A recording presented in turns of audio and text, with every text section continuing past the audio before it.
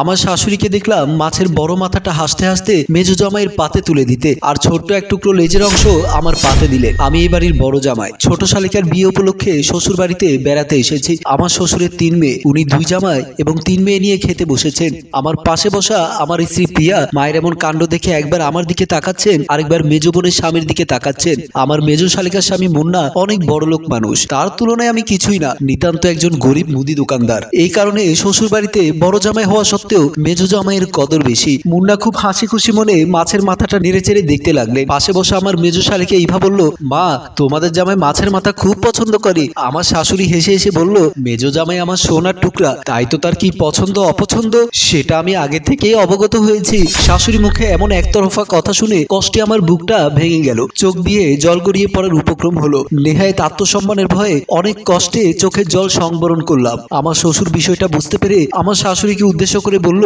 বড় জামাইকে আরেক টুকরো মাছ দাও। অত ছোট মাছের টুকরো দিয়ে বড় জামাই এতগুলো ভাত খাবে কিভাবে? শ্বশুরের মুখে এমন কথা শুনে আমার শাশুড়ি তাচ্ছিল্যের সুরে বলল, বড় জামাই গরিবের ছেলে, ওদের অল্পতেই সন্তুষ্ট হওয়ার অভ্যেস আছে। আর তাছাড়া বিয়ে উপলক্ষে বাড়ি ভর্তি মেহমান, সবার জন্য হিসেব করে মাছ রান্না করেছি।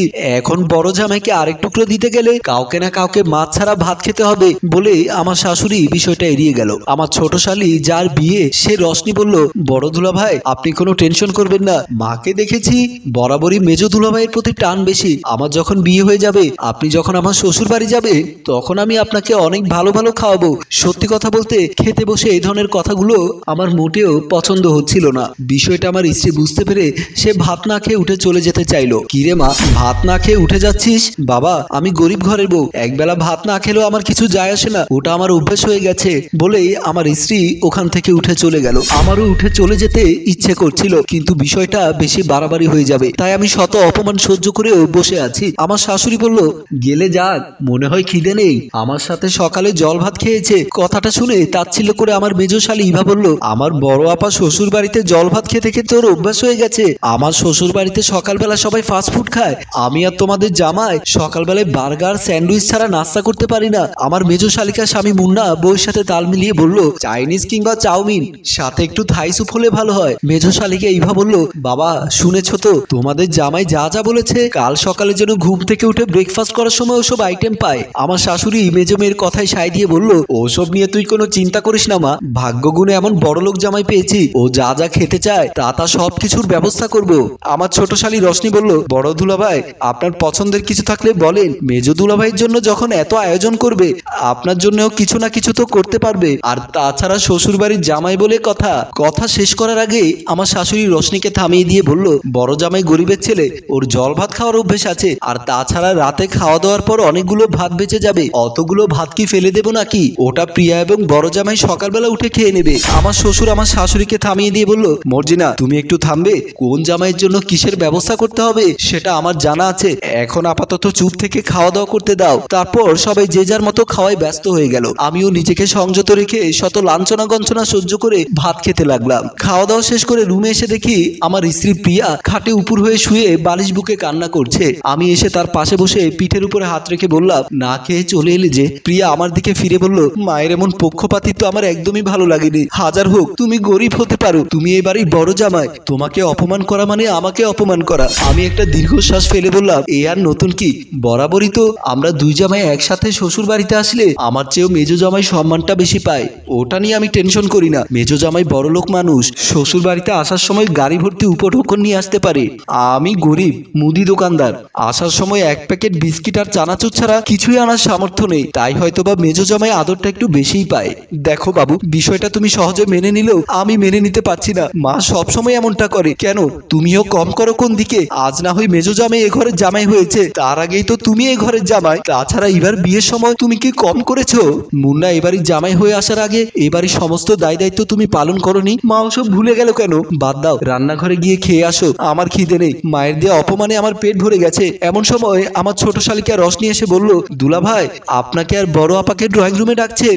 আমি বললাম, কেন? মেজো দুলা ভাই নাকি বিয়ে উপলক্ষে সবার জন্য কাপড় কিনে এনেছেন, এখন ড্রয়িং রুমে সবার হাতে কাপড় তুলে দেবেন। কথাটা শুনে আমি বললাম, আচ্ছা তুমি যাও, আমরা আসছি। রশনি চলে যাওয়ার পর প্রিয়ার দিকে তাকিয়ে বললাম, চলো, ওখানে গেলে আবারও তোমাকে অপমানিত করবে, সুতরাং যাওয়ার দরকার নেই। অপমান যার অলংকার, আর নতুন অপমানে ভয় হয় না। তুমি যাও, আমি যাব না, না গেলে ওরা সবাই মাইন্ড করবে, বলবে আমি কিছু দিতে পারছি না বলে যাচ্ছি না। দিতে পারি বা না পারি, অ্যাটেন্ড করাটা মুখ্য। চলো। তারপর অনেক বুঝিয়ে সুজিয়ে প্রিয়াকে ড্রয়িং রুমের দিকে নিয়ে গেলাম। ড্রয়িং রুমে এসে দেখলাম মেজো জামাই আর ইভা সুটকেস খুলে সবার জন্য কাপড় দিচ্ছেন। মুন্না সুটকেস থেকে এক একটা কাপড় বের করে ইভার হাতে দিচ্ছেন, আর ইভা সেটা সবার কাছে বিলি করছেন। ইভা একটা পাঞ্জাবির প্যাকেট আমার শ্বশুরের হাতে দিয়ে বলল, বাবা এটা তোমাদের জামাই গত মাসে সৌদি আরবে ওমরা হজ করতে গিয়ে তোমার জন্য কিনে এনেছে, অনেক টাকা দাম পড়েছে। আচ্ছা মুন্না, তুমি কত জানি বলেছিলে? মুন্না খুব ভাব নিয়ে বলল, কিনেছি তো রিয়েলে, রিয়েলকে টাকায় কনভার্ট করলে এটার দাম পড়বে বাংলাদেশি টাকায় প্রায় 25,000 টাকা। বাবা কোনো কথা না বলে চুপচাপ পাঞ্জাবিটা নেড়ে চেড়ে দেখছেন। আমাকে আর প্রিয়াকে দেখে আমার শাশুড়ি মা বলল, দেখ ইভা স্বামী আমার জন্য এই শাড়িটা এনেছে। আচ্ছা জামাই এটার দাম জানি কত বলেছিলে? মুন্না আমার দিকে এক নজরে তাকিয়ে শাড়িটার দিকে তাকিয়ে বলল, এটা তো গত সপ্তাহে প্যারিস থেকে কিনেছিলাম। প্যারিসের টাকার নাম ইউরো, যত ইউরো দিয়ে কিনেছি সেটা বললে তো আপনারা মূর্খ সূর্খ মানুষ, ওসব বুঝবেন না। বাংলা টাকায় ওটার দাম পড়েছে নিয়ার অ্যাবাউট 35,000 টাকা। শুনেছিস প্রিয়া, শুনেছিস মেজো জামাই আমার জন্য কতগুলো টাকা দিয়ে শাড়ি কিনেছে? এমন সময় দেখলাম মুন্না লাগেজ থেকে একটা হলুদ রঙের লেহেঙ্গা বের করে ইভার হাতে দিয়ে বলল, তুমি নিজের হাতে তোমার বোনের বিয়ের লেহেঙ্গাটা তুলে দাও আর সবাইকে জানিয়ে দাও এই লেহেঙ্গাটা পরে যদি ইভা বিয়ে না করে তবে সে কবুল বলার সময় আমি পাশে দাঁড়াবো না। ইভা লেহেঙ্গাটা রশনির হাতে দিয়ে বলল, শুনেছিস তো তোর দুলাভাই কি বলেছে? এই লেহেঙ্গা পরেই তুই বিয়েতে বসবি। বড় দুলাভাই তো তোর জন্য কিছুই দিতে পারেনি, তোর মেজো দুলাভাই দিয়েছে, তাকে অন্তত খুশি করার জন্য হলেও বিয়েতে তোর এটা পরা উচিত। রশনির হাত থেকে লেহেঙ্গাটা মায়ের হাতে দিয়ে বলল, এই লেহেঙ্গা পরবে মানে? আলবত রশনি এই লেহেঙ্গা পরবে, এত সুন্দর এত দামি লেহেঙ্গা আমি আমার বাপের জন্ম দেখিনি। আচ্ছা জামাই ওটার দাম কত পড়েছে? মুন্না আবারও ভাব নিয়ে বলল, মা আমি যখন শুনেছি রশনির বিয়ে ঠিক হয়েছে তখন আমি ছিলাম কানাডায় বার্লিন শহরে, সাথে সাথে মার্কেটে গিয়ে বাংলাদেশি মুদ্রায় প্রায় 70,000 টাকা দিয়ে এই লেহেঙ্গাটা রশনির জন্য আমি কিনেছি। আমি তখন একটু কাশি দিয়ে গলা ঝেড়ে বললাম, মেজো ভাই বার্লিন হচ্ছে জার্মানির রাজধানী, কানাডার নয়। আমি ভুল ধরিয়ে দেওয়াতে মুন্না কিছুটা বিব্রত বোধ করলো। সাথে সাথেই ইভা বলে উঠল, আপনি তো কোনোদিনও কেরানীগঞ্জে যাননি, আপনি কানাডার কি বুঝবেন? পাশে বসে আমার শ্বশুর বলল, বড় জামাই তো ঠিকই বলেছে, বার্লিন হচ্ছে জার্মানির রাজধানী, তোর জামাইয়ের ভুল বড় জামাই শুধরে দিয়েছে, এটার জন্য বড় জামাইকে তোর ধন্যবাদ দেওয়া দরকার। শ্বশুর মশাইকে আমার পক্ষে কথা বলতে শুনে মুন্না বসা থেকে দাঁড়িয়ে গিয়ে বলল, বড় আপা এবং বড় দুলাভাইয়ের জন্য যে কাপড়গুলো এনেছি এগুলো তুমি নিজের হাতে দাও, আমি একটু রুমে গেলাম, আমার রেস্ট নেওয়ার সময় হয়েছে। বলেই মুন্না এক প্রকার মন খারাপ করে ওখান থেকে উঠে চলে গেল। তারপর ইভা লাগেজ থেকে একটা পাঞ্জাবি সেট এবং আরেকটা শাড়ি আমার এবং প্রিয়ার হাতে দিতে দিতে বলল, আপা দুলাভাই তো কোনোদিনও দামি একটা শাড়ি কিনতে পারেননি, তোদের জামাই এটা অনেক টাকা দিয়ে কিনে এনেছে, দেখিস আবার যখন তখন পরে ফেলিস না, কোথাও বেড়াতে গেলে পরে যাস, তাতে তোর সম্মান বাড়বে। শাড়িটা হাতে নিয়ে প্রিয়া বলল, বোন আমার এই গরিব শরীরে এত দামি কাপড় শোভা পাবে না, এটা তুই পরিস। বলে এই শাড়িটা তার হাতে দিয়ে প্রিয়া আমাকে টানতে টানতে ড্রয়িং রুম থেকে নিয়ে আসলো। আমার শাশুড়ি একটা ভেঙচি কেটে বলল, গরিবের আবার অহংকার কত, এদিকে দে মা, শাড়িটা আমিই পরবো, আমাকে ভালো মানাবে। বলে আমার শাশুড়ি শাড়িটা নিয়ে নিজের রুমের দিকে চলে গেল। বিকেলবেলা রশনিকে সাথে নিয়ে ছাদে গেলাম শেষ বিকেলে সূর্য দেখার জন্য। ছাদে উঠে এক পাশে দাঁড়িয়ে রশনি বলল, দুলাভাই মেজো দুলাভাই যেভাবে আপনাকে অপমান করে আপনি সহ্য করেন কেন? গরিব বলে? কে বলেছে আপনি গরিব? আপনাদের কত বড় মুদির দোকান, পুকুর ভরা মাছ, গোয়াল ভরা গরু, কোনো কিছুরই তো আপনাদের অভাব নেই। মেজো দুলাভাইরা তো শহরে ভাড়া বাসাতে থাকে, কতবার বলেছি ওদের গ্রামের বাড়িতে আমাকে নিয়ে যেতে, মেজো দুলাভাই কখনো নিয়ে যায়নি।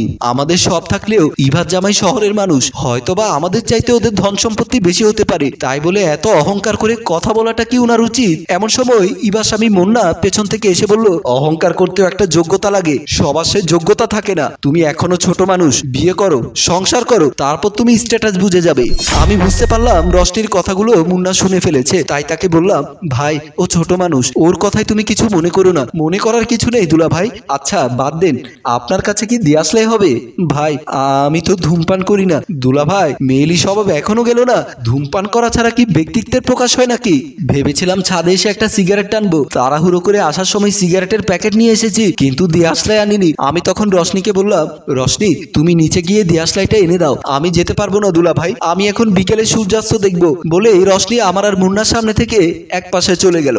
ওর যেতে হবে না, আমি ইভাকে ফোন করছি দিয়াশলাই নিয়ে ছাদে আসার জন্য। বলে মুন্না পকেট থেকে মোবাইলটা বের করে ইভাকে ফোন দিল। হ্যালো, দিয়াশলাইটা নিয়ে ছাদে আসো তো তাড়াতাড়ি। তারপর মোবাইলের লাইনটা কেটে দিয়ে আমার উদ্দেশ্যে বলল, আচ্ছা দুলা ভাই আপনি জানি কিসের ব্যবসা করেন? মুদির দোকান।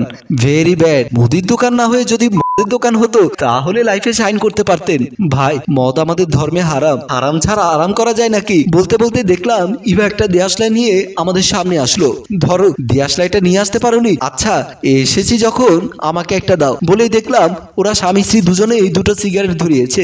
আমি যে তাদের বড় বোনের জামাই সেদিকেও তাদের খেয়াল নেই। আর তাছাড়া এটা আমার শ্বশুর বাড়ির এলাকা, এই বাড়ির ছাদ থেকে ওই বাড়ির ছাদ দেখা যায়, সেদিকে ওদের ভ্রুক্ষেপ নেই। আমি বললাম জামাই খাচ্ছে খাক, কিন্তু তুমি মেয়ে মানুষ, তুমিও সিগারেট টানছো? আরে দুলা ভাই, মুন্না তো আমাকে ড্রিঙ্ক করাও শিখিয়ে ফেলেছে। আমরা যে কোনো ওকেশনে দুজন একসাথে বসে ড্রিঙ্ক করি। এখানে আসার সময় ও সুটকেসের ভেতরে করে 3 বোতল নিয়ে এসেছে, বিদেশি মাল। চেক করে দেখবেন নাকি একটু? ওসব আমি খাই না। ঠিক আছে তোমরা এনজয় করো, আমি আসছি। বলে আমি ওখান থেকে চলে আসলাম। আমি আসার পর মুন্না বলল ওগুলো নাকি হারাম, আর উনি হারাম খান না, হালাল ভোজি প্রাণী।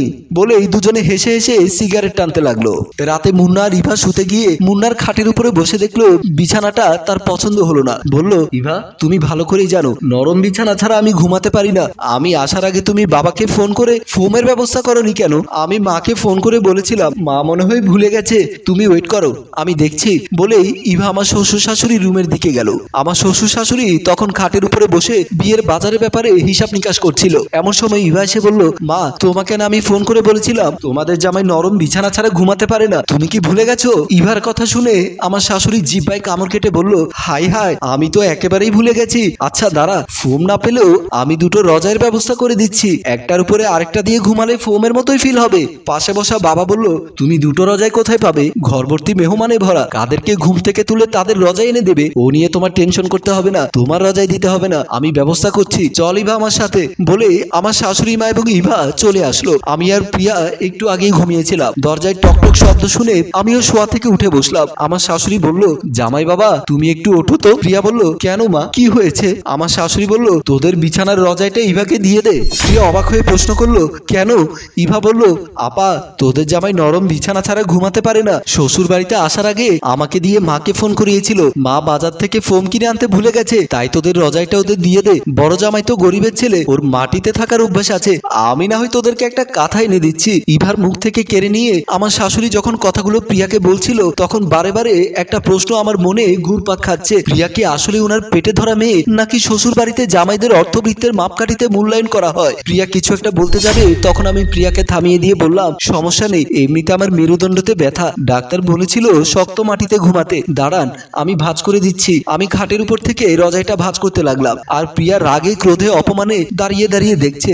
আনন্দ তৃপ্তিতে আমার শালিকা এবং আমার শাশুড়ি একে অন্যের মুখের দিকে তাকাচ্ছে। আমি যখন খাটের উপর থেকে রজাইটা ভাঁজ করছিলাম তখন কলিং বেলের শব্দ শুনলাম। আমার শাশুড়ি বলল এত রাতে আবার কে এলো? বড় জামাই তুমি একটু রজাইটা মেজো জামাই রুমে দিয়ে আসো। বলে আমার শাশুড়ি এবং ইভা দরজা খুলতে চলে গেলেন। আমার শাশুড়ি এসে দরজা খুলতে দেখলে দুজন পুলিশ এসেছেন ঘরে। পুলিশ দেখে আমার শাশুড়ি এবং ইভা ভয় পেয়ে গেল। কাঁপা কাঁপা গলায় আমার শাশুড়ি বলল আপনারা এত রাতে আমার বাড়িতে? পুলিশ অফিসার সাইফুল বলল এটা কি মুন্না সাহেবের শ্বশুর বাড়ি? পুলিশের মুখে স্বামীর নাম শুনে আমার শালিকে ইভা বলল জি, কিন্তু কেন?